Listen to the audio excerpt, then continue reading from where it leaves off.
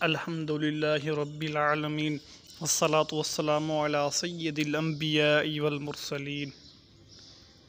معزز طلبہ اکرام و سامعین نظام، آج میں آپ کے سامنے قرآن کریم سے چند سیغوں کی صرفی تحقیق بیان کروں گا، اور اس ویڈیو کے آخر میں ایک نحوی قاعدہ بیان کروں گا۔ امید ہے کہ آپ ان کو اچھی طریقے سے سماعت کریں گے۔ سیغہ نمبر 1 ہے یعلون۔ یعلون سیغہ جمع مذکر غائب، فعل مضارع معروف، ثلاثی مجرد، محموز الفاء، ناقص واوی، اسباب نصر ینصر۔ اس کے حروف اصلی حمزہ، لام اور واو ہے۔ یعلون دراصل یعلوون تھا۔ اس میں ناقص کا قاعدہ نمبر 7 کے مطابق واو مضموم اور اس کے بعد واو جمع ہونے کی وجہ سے واو کی حرکت کو حذف کر دیا، پھر واو کو اجتماع ساکن کی وجہ سے گرا دیا گیا تو یعلون سے یعلون بنا۔ سیغہ نمبر 2 ہے تساءلون۔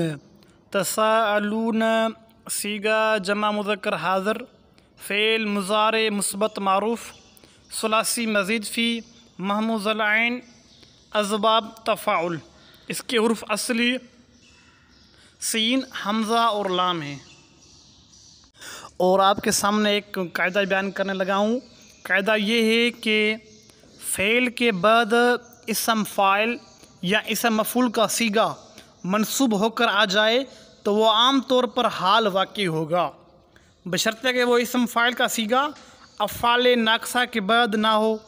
اگر ہو تو وہ خبر ہوگا، جیسے وَقَانَ اللَّهُ شَاكِرًا عَلِيمًا، اور افعال قلوب کے بعد بھی نہ ہو۔ اگر ہو تو وہ اسم فاعل کا صیغہ مفعول بھی بنے گا، جیسے علمت زیدًا فاضلاً۔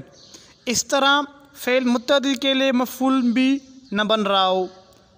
مثال لم یبق اللہ عالماً، اسم فاعل کا مثال جو حال بن رہا ہے انا ارسلناک شاہداً مبشراً نذیرا۔ اب یہاں دیکھیں شاہداً اسم فاعل کا صیغہ ہے اور یہ منصوب ہے، تو لہذا شاہداً یہ حال بنے گا۔